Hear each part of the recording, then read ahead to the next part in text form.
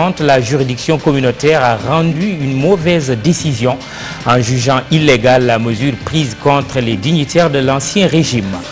Hors de question pour le président Macky Sall de dépénaliser les relations homosexuelles.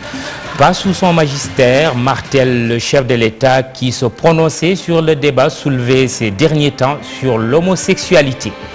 Communication gouvernementale, le nouveau pouvoir n'est pas satisfait de sa copie. Des changements sont annoncés au moment où les centrales syndicales les plus représentatives du pays affûtent leurs armes.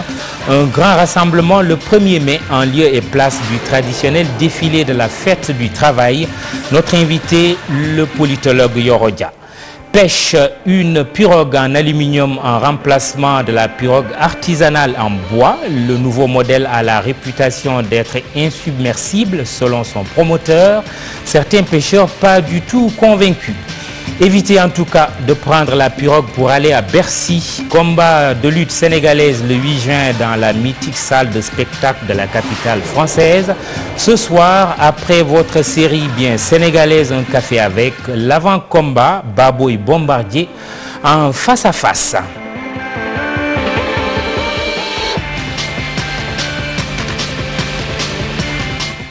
Mesdames, Messieurs, bonsoir et bienvenue. Le gouvernement du Sénégal n'est pas prêt à lever l'interdiction de sortie du territoire des personnalités mises en cause dans l'affaire des biens dits mal acquis. Les avocats de l'État soutiennent que la Cour de justice de la CEDEAO est incompétente pour suspendre la mesure d'interdiction.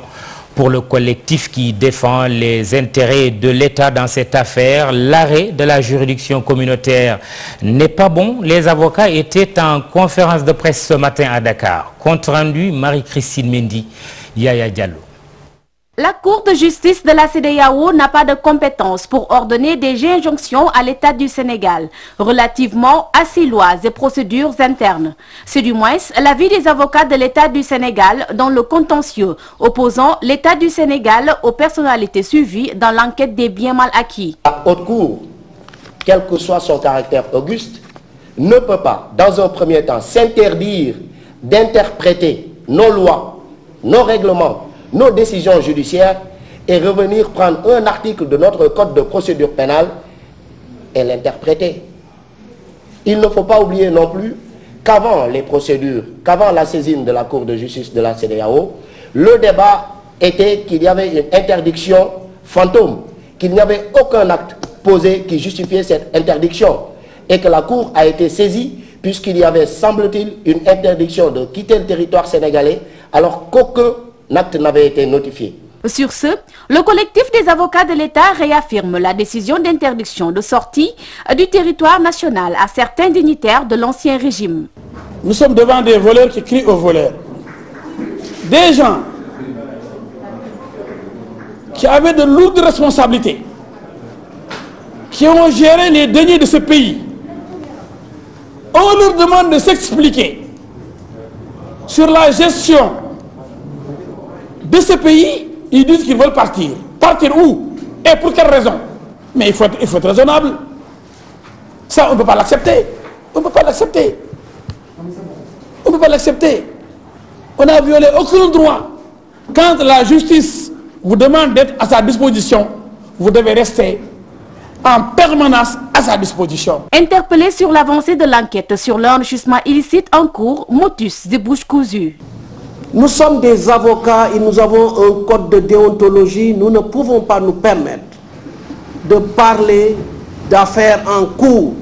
Les affaires qui sont en train d'être instruites sont revêtues du secret. Pour rappel, d'anciens dignitaires du régime libéral sont entendus à la section de recherche depuis près de 6 mois dans l'affaire des biens mal acquis. L'État ne bougera pas non plus d'un iota sur la pénalisation des relations jugées contre nature. Le président Macky Sall ne veut pas entendre parler de dépénalisation de l'homosexualité au Sénégal. Un vif débat a été agité sur cette question ces derniers jours après le groupe parlementaire majoritaire de la coalition au pouvoir. C'est donc le chef de l'État qui exclut l'option d'une dépénalisation sous son magistère. Ibrahima Kamara, le débat est ainsi clos. Le président de la République, Macky Sall, s'est prononcé sur le procès d'intention fait à son gouvernement de vouloir dépénaliser les délits d'homosexualité.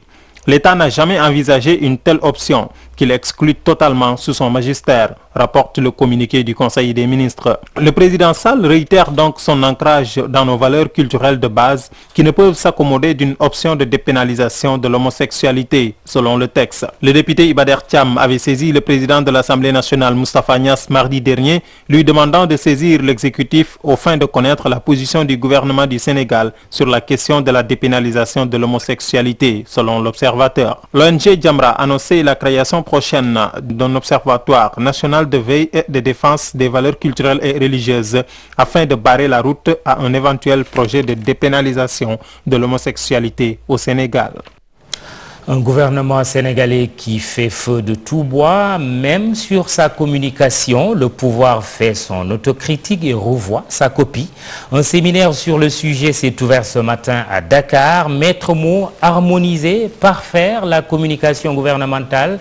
Des changements sont annoncés par le directeur de la communication, Alioune Dramé, au micro de Chérif Dia Mardia. On va vers une structure pour coordonner cette communication gouvernementale.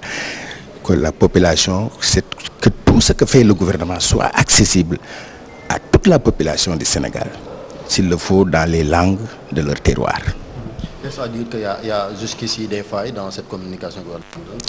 Bon, aucune action humaine n'est parfaite. C'est la raison pour laquelle il faut toujours parfaire. Alors nous avons donc décidé que jusqu'à présent, chaque ministère faisait sa communication. Maintenant, en association avec le porte-parole du gouvernement, le secrétariat général du gouvernement, le ministère de la communication, nous avons décidé de mettre tout ça à plat pour une action concertée. On va communiquer dans tous les médias, publics comme privés. D'ailleurs, après cette rencontre, nous allons organiser un forum entre les communicants du gouvernement et les médias privés pour essayer de lever les équivoques, de discuter ensemble. Nous sommes des journalistes, nous sommes de la même profession, donc nous pouvons nous comprendre. Nous allons avoir comme credo dire ce qu'on fait et faire ce qu'on dit. Comme pour dire, nous vous attendons de pied ferme. Les syndicats affûtent leurs armes en vue de la fête du travail. La parade traditionnelle du 1er mai n'aura pas lieu cette année. Du moins, les centrales syndicales les plus représentatives n'entendent pas se contenter de chants et de danse avec de jolis boubous taillés pour la circonstance. À la place du défilé habituel, la CNTS, l'UNSAS, la CSA, la CNTS-FC et l'UDTS vont tenir un grand rassemblement. Les syndicalistes vont crier dans les oreilles du gouvernement en lui rappelant ses engagements. Fatou Bintou Conté, Alioune Diagne, reportage. Cette année, à la place du traditionnel défilé du 1er mai, la coalition des centrales syndicales des travailleurs du Sénégal, composée de la CNTS, de la CNTS-FC, de la CSA, de l'UDTS et de l'UNSAS, se sont donné rendez-vous au stade Iba Mar Diop pour un grand rassemblement. Nous avons opté cette année pour organiser un grand rassemblement des travailleuses et travailleurs au niveau du stade Iba Mar Diop pour exprimer nos préoccupations liées au respect du droit syndical et à la mise en place d'un dispositif viable de dialogue social. Car selon les syndicalistes, malgré les engagements répétés du gouvernement, le coût de la vie est toujours élevé. Et il reste beaucoup à faire, en en croire les alliés de Modou Guiro pour la relance du dialogue social. Nous considérons que, après un an d'exercice du nouveau pouvoir, les attentes sont encore fortes en ce qui concerne le coût de la vie, en ce qui concerne le respect des droits syndicaux, en ce qui concerne le fonctionnement du dialogue social. Et nous voulons partager avec l'ensemble des travailleuses et travailleurs des différents secteurs professionnels pour qu'on comprenne qu'il est important pour le gouvernement et les organisations sociales de mettre en place ensemble un dispositif de dialogue préventif et éviter l'installation d'espaces de confrontation. Dans beaucoup d'entreprises, les droits des travailleurs sont encore bafoués. Le coût de la vie, d'une manière générale, est encore prohibitif. Nous assistons encore à de nombreuses pénuries, telles que par exemple les pénuries fréquentes de gaz, l'augmentation régulière du prix de carburant, avec son incidence sur l'ensemble des prix et la hausse récente du prix du lait, etc. Donc nous considérons aujourd'hui que le pouvoir d'achat des Sénégalaises et des Sénégalais ne s'est pas amélioré. Et nous considérons que nous avons une responsabilité en tant que syndicat dans cela.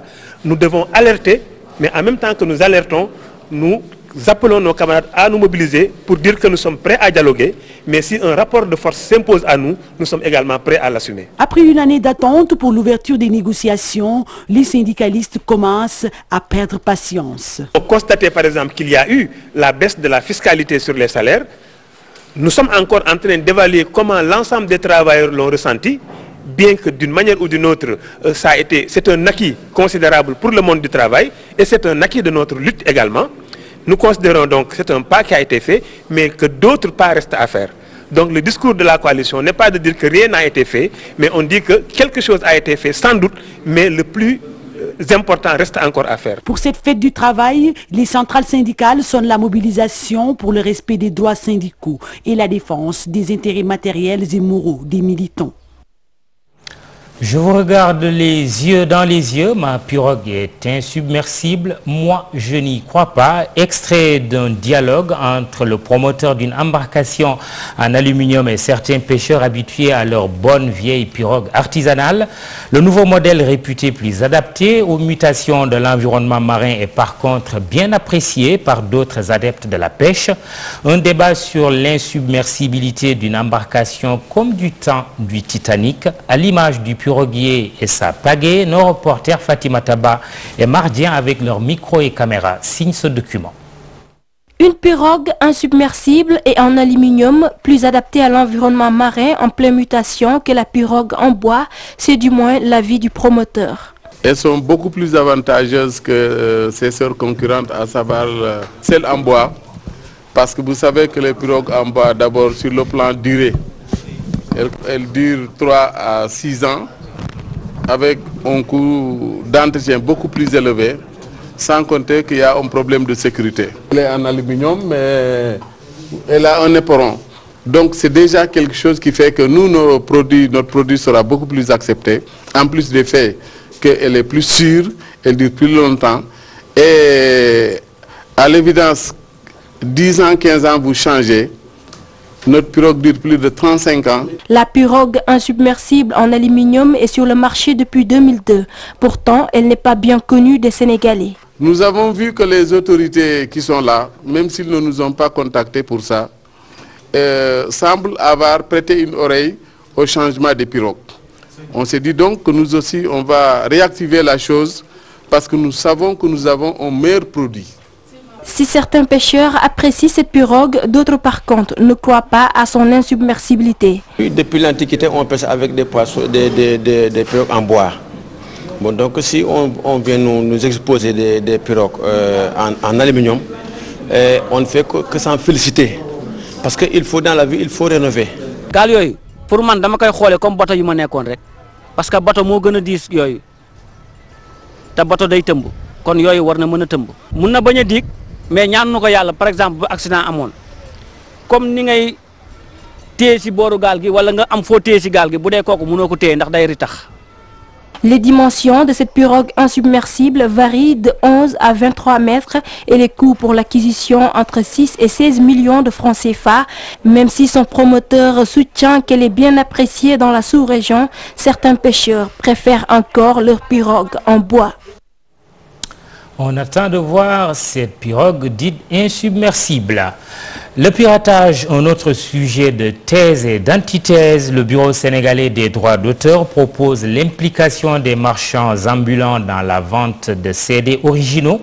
Une proposition séduisante chez certains artistes mais repoussante chez d'autres qui estiment que ce n'est pas la meilleure façon d'éradiquer le fléau de la contrefaçon artistique. Awa Signaté, Ibou Sissé.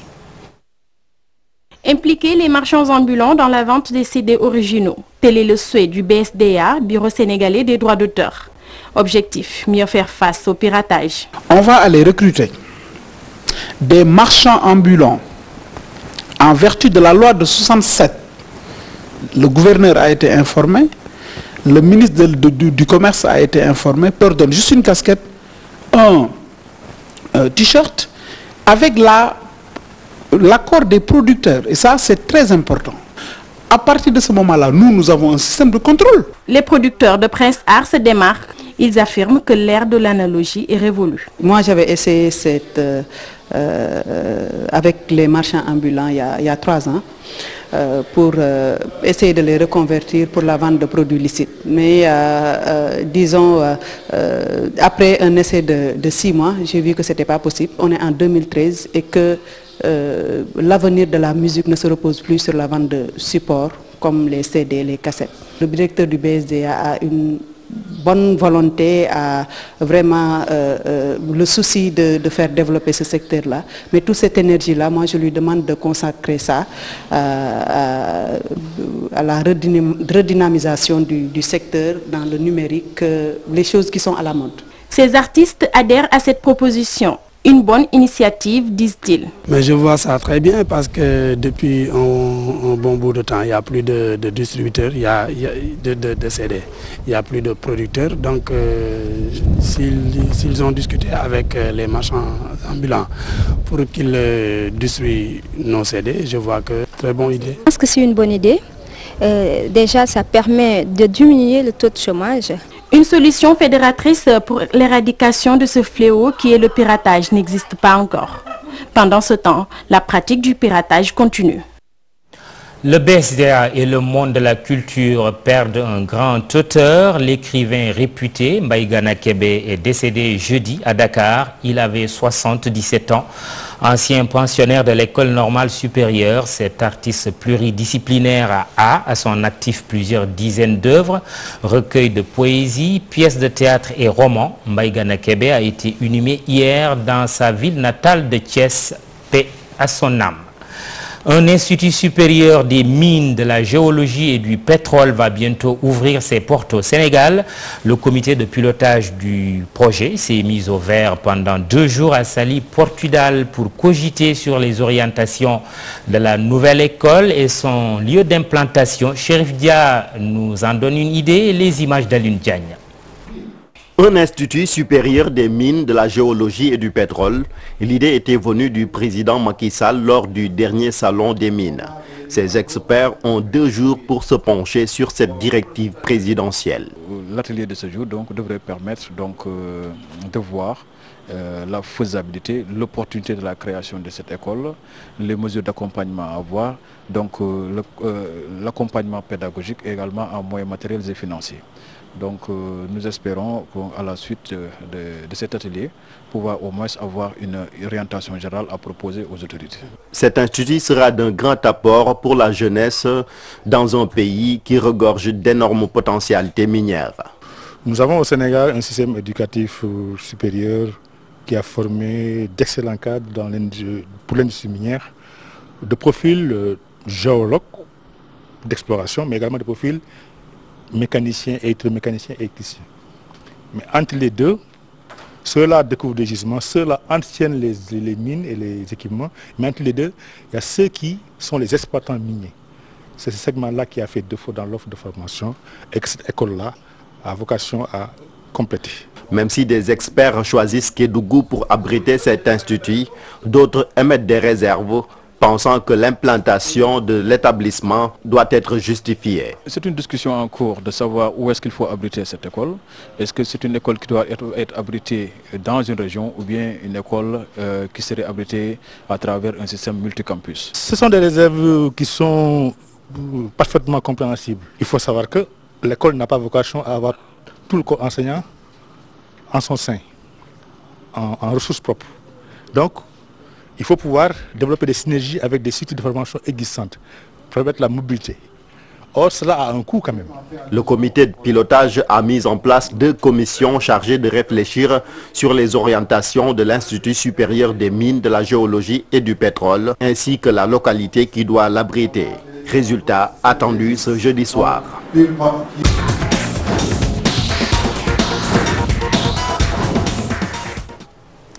Barça à droite, PSG, votre serviteur. Bonsoir, cher Tidiane Diao. Bonsoir, Maoudi Braka. Puisque tu as gagné en football, on joue avec les points?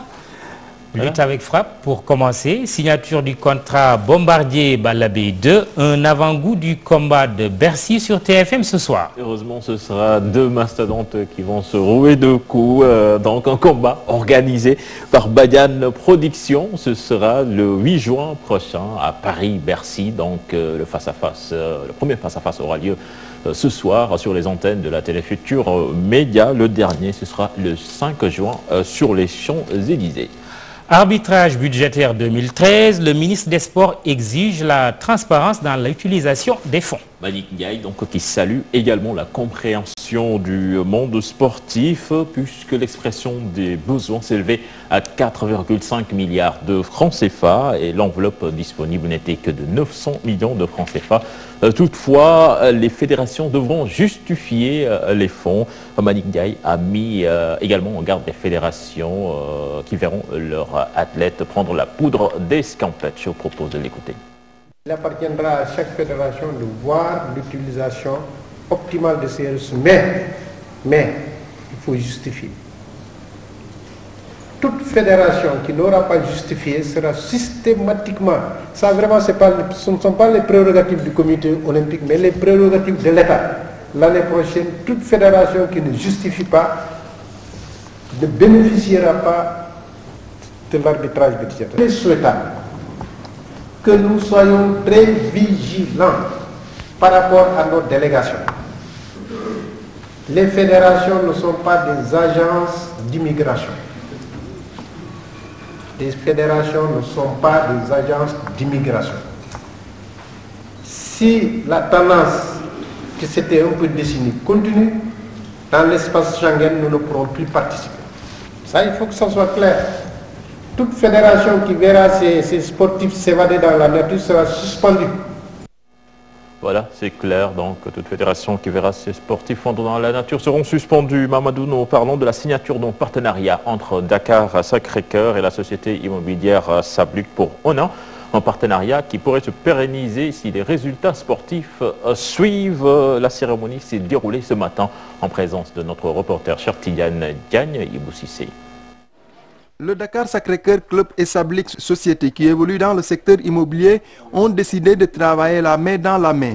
Le volet infrastructure devrait être au cœur de ce partenariat. En termes d'infrastructure, dans un premier temps, on est sur des réflexions d'infrastructures, peut-être d'hébergement qui seraient situées dans l'enceinte du club, des infrastructures peut-être destinées davantage à nos pratiquants loisirs, type clubhouse avec espace de musculation, espace de restauration.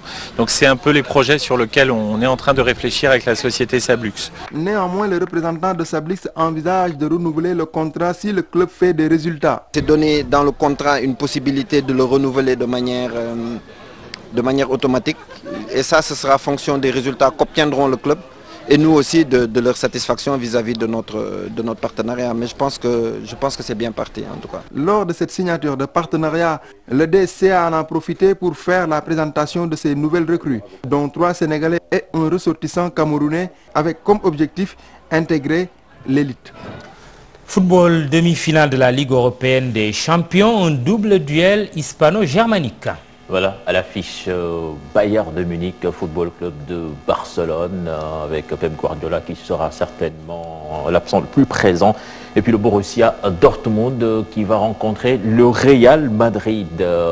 Ces demi-finales se joueront les 23 et 24 avril prochains. Et puis les demi-finales de la Ligue Europa ont été tirées également avec Fenerbahçe de Moussasso qui va jouer contre Benfica Lisbonne et puis FC Bâle qui jouera contre Chelsea de Dembaba. Comme quoi, les deux Sénégalais toujours en compétition. Merci, cher Tidiane Diao.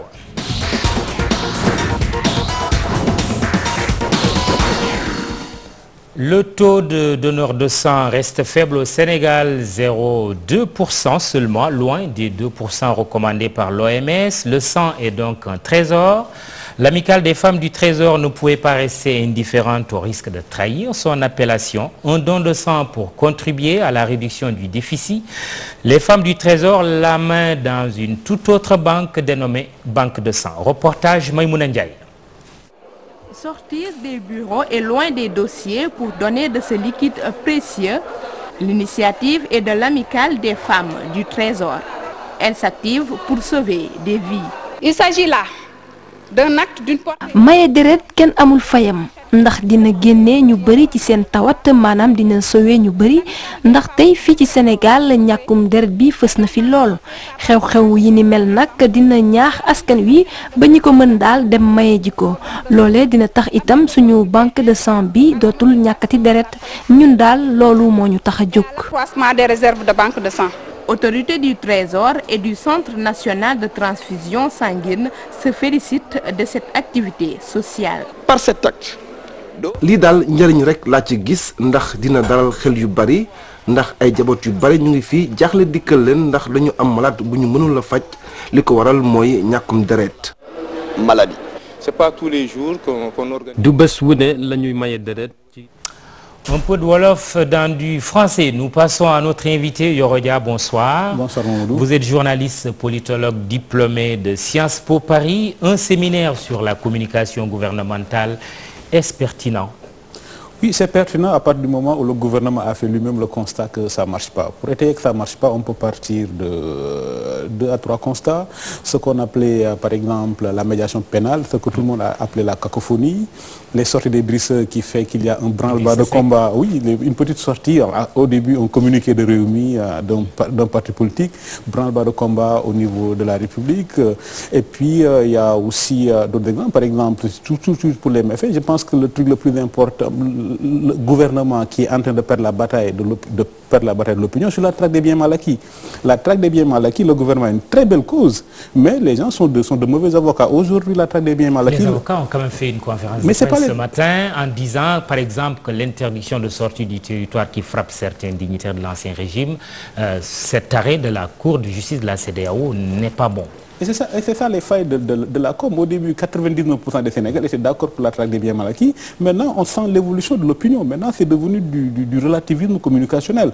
C'est devenu du relativisme. Comme je dis, le gouvernement a une excellente cause. Tout le monde était d'accord qu'il fallait nettoyer les équipes d'audience. Mais maintenant, de plus en plus, quand on voit Karim Wade sortir de la gendarmerie, les trucs, l'engouement que ça suscite, le gouvernement est en train de perdre la bataille de l'opinion. Ce qui est constant en termes de communication politique, l'opinion se construit et se déconstruit. Cette histoire de traque des biens mal acquis, la façon dont ça a été géré montre que le gouvernement est en train de perdre une bataille d'opinion. La cacophonie sur la traque des biens mal acquis montre aussi que le gouvernement passe à côté. Mais le fait que le gouvernement ait lui-même fait le constat, à mon avis, c'est la meilleure illustration. Le problème fondamental qu'ils ont, c'est pas un problème d'homme, parce qu'ils ont des gens compétents. Latif Coulibaly, El Kassé. J'ai l'impression que le problème qu'ils ont, c'est un problème de système et de cohérence globale. Et c'est ça la communication d'un gouvernement. J'ai l'impression que c'est ça le chaînon manquant. Ils ont des hommes au gouvernement, à la présidence, un peu partout, mais le chaînon manquant, c'est comment on organise tout ce système pour qu'on ne dise pas tout et n'importe quoi. La France avait eu le même problème. Le gouvernement français était parti d'un constat très simple. En une semaine, le même jour, le gouvernement français avait lancé une campagne pour le Beaujolais nouveau. Et le même jour, le ministre des Transports avait lancé une campagne de prévention routière. C'était un ratage incroyable. On ne peut pas demander le même jour à des gens d'être vigilants au volant et de boire de l'alcool. Alors, pourquoi le gouvernement pense que sa communication n'est pas bonne? Ce n'est pas nouveau, Yoro Dia, sous nos cieux. D'autres gouvernements l'ont dit aussi. Mais parce qu'on réduit tout à la com. Mais j'ai l'impression que fondamentalement, le problème du gouvernement, c'est plus grave qu'un problème de com. J'ai l'impression qu'il y a en toile de fond, pour les communicants du gouvernement, un problème du fonctionnement d'un État. Et dans un État normal, le ministre de la Justice ne peut pas faire une interview pour dire que ce qu'a dit le ministre porte-parole du gouvernement n'engage que lui. Dans un État normal qui fonctionne normalement, et puis le porte-parole du président ne dément pas le porte-parole du président de la République. L'attaque des biens mal est à mon avis symptomatique, qui montre qu'il y a un chaînon manquant, une sorte de boîte noire où en France ça s'appelle le service d'information du gouvernement. Quand un ministère veut lancer une campagne de gouvernement, il se rapproche du service d'information du gouvernement pour demander un agrément, pour voir est-ce que ce que je veux dire, le message que je veux faire passer, est-ce que ça coïncide, est-ce que ça entre en droite ligne avec la communication du gouvernement. Ils ont beaucoup de communicants, mais comme je dis, le chaînon manquant, c'est le système qui encadre tout ça. Justement, il parle d'harmonisation. Le porte-parole du gouvernement, Abdel Latif Coulibaly, que vous venez de citer, dit qu'il faut une communication collective.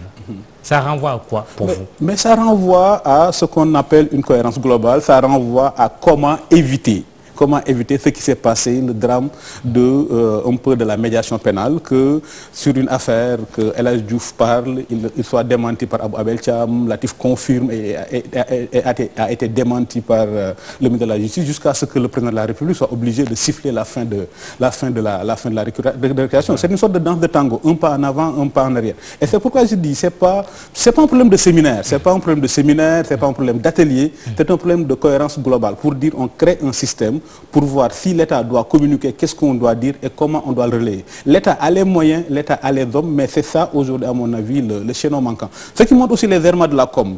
Le drame de la com, quand ça marche pas, ça devient, tu t'époumones dans le vide. Tu as beau faire des choses, mais ça ne se voit pas. Nous sommes en démocratie. Et la démocratie fonctionne à l'opinion. Depuis la Révolution française, le suffrage est devenu universel. Mon ami Djibril Sam, qui est agrégé de philosophie, a une voix. Le président de Bokidiawe a droit à une voix. Donc, c'est mon village. Oui, le village. Oui. Donc c'est ça. C'est pourquoi la com est important. Ça veut dire que c'est de l'opinion qui se construit. Le drame, c'est que, par exemple, quand tu vois le plus grand avantage, à mon avis, c'est la campagne agricole. C'est la première fois depuis 12 ans où il n'y a pas de bons impayés. C'est la première fois depuis 12 ans où l'État du Sénégal a enrichi 70% des Sénégalais. Personne n'en parle. L'autre attaque, c'est le nouveau code général des impôts. Ça aussi, c'est une excellente chose, mais personne n'en parle. Les gens se sont laissés enfermer par le serpent de mer de la traque des biens mal acquis. Et là où l'opposition est en train, à mon avis, de remporter la bataille de l'opinion. Justement, la question, Yorodia, doit-elle porter plus sur la mauvaise communication supposée du gouvernement que sur l'inaction du même gouvernement que dénoncent certains? Je n'ai pas l'impression qu'il y ait une action du gouvernement. Comme on dit, une guerre dont on ne parle pas n'existe pas. Prenons l'exemple de la Somalie. Quand il y a eu l'intervention américaine en Somalie, tout le monde en a parlé. Quand les Américains sont retirés, les gens avaient oublié qu'il y avait la guerre. Il a fallu les pirates pour que les médias reviennent. Le gouvernement, à mon avis, il n'y a pas d'inaction du gouvernement. Le gouvernement travaille. Mais j'ai l'impression que c'est un problème de relais. Par exemple, la campagne agricole est une grande réussite. La campagne agricole est une grande réussite, la traque des biens mal acquis, tout le monde est d'accord qu'il faut le faire, mais j'ai l'impression que c'est ça qui marche. Ça veut dire que dans une démocratie, tu as beau faire de bonnes choses, si tu ne fais pas de la bonne communication, ça pose problème. Au-delà du problème de la communication, j'ai l'impression que les communicants du gouvernement ont besoin, ils n'ont pas besoin de séminaires sur les techniques de com, ils ont besoin de séminaires sur comment fonctionne un État. C'est quoi un porte-parole du gouvernement, c'est quoi un porte-parole du président de la République? Qu'est-ce qui relève de la présidence et qu'est-ce qui relève du gouvernement? J'ai l'impression que c'est parce que les gens n'ont pas réglé ça qu'on a l'impression qu'il y a cette cacophonie. Que le porte-parole du président de la République, par réflexe, peut aller, comme je l'ai vu un jour, au JT pour parler de la traque des biens mal acquis en disant c'est pas le problème du gouvernement, c'est pas le problème du président, c'est pas le problème du gouvernement, c'est le problème de l'État. Mais c'est le problème de l'État, il faut envoyer l'agence judiciaire de l'État. Mais quand le porte-parole du président réagit, on ne peut pas dire que ce n'est pas une affaire du président de la République. L'autre affaire, comme j'ai dit tantôt, quand Idrissa Seck, à travers Rewmi, fait un petit communiqué, il est en branle-bas de combat. Oui, et comme on dit en stratégie, l'héritage de l'ancien régime disant que les caisses ne sont pas vides. Avec aussi un démenti du ministre de l'Économie et des Finances. Comme on dit en stratégie, il ne faut jamais montrer à son adversaire son point faible. Quand Idriss Seck, par le biais de son parti, a fait un petit communiqué, mais on a vu le porte-parole du président a réagi, le porte-parole du gouvernement, l'Assemblée, l'APR, tout le monde a réagi. En faisant ça, ils avaient montré leur point faible. C'est pourquoi quand tu connais le point faible de ton adversaire, et puis le bon sens veut que tu tables à ça. Aussi, ça montre qu'il y a un problème de cohérence globale dans cette com. Yorodia, merci d'être venu au JT de TFM. Juste après votre série que vous attendez, un café avec, et puis le rendez-vous de